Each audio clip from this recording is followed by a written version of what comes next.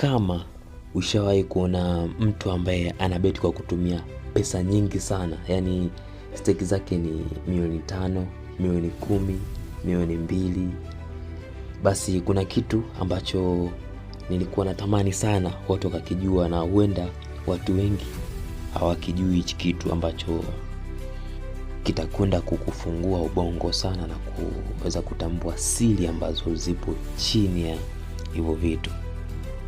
Na jambo la kushangaza zaidi ni kwamba watu wengi sana unaowaona online wanabeti zile pesa nyingi hawatumii account halisia, yani wanatumia demo account ambayo sio pesa halisi.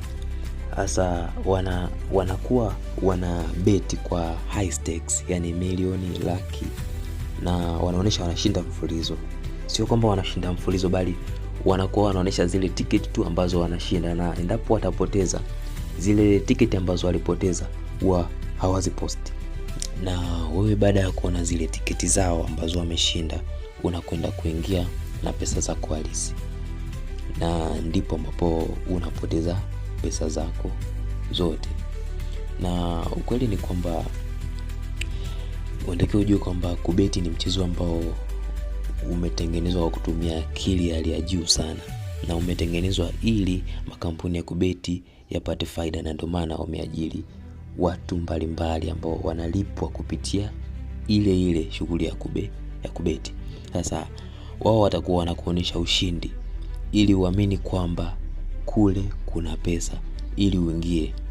Kwa unachotakiwa kujua kwamba hata kama zile beti ambazo wao walikuonesha wewe, labda alionyesha amestake milioni 5 akapoteza, yani mkeka ukachana, jua kabisa kwamba yeye anakuwa hajapoteza chochote, kwa sababu zile pesa ambazo amezionyesha pale amestake sio account halisi, yani hela ambazo hazipo real. Yani sijui kama mnanielewa hapa, yani ni pesa ambazo unatengenezewa account, unaambiwa uwekewe kiasi gani kwenye account yako ya kufanya nini, ya kupromote kampuni yetu. Labda mimi nasema niwekeni milioni 30, wanakuwekea milioni 30 ambayo huwezi ukaitoa, na sio hela halisi, ni hela kwa ajili ya kupromote kampuni yao.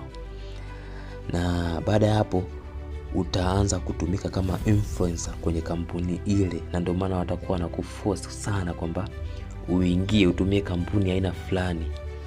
Kwa lengo lao ni kukufanya wewe ujoin kwa kutumia link zao. Kwa mwisho wa siku wewe unapojoin, unapokwenda kupoteza kwenye ile kampuni, wao wanapewa commission.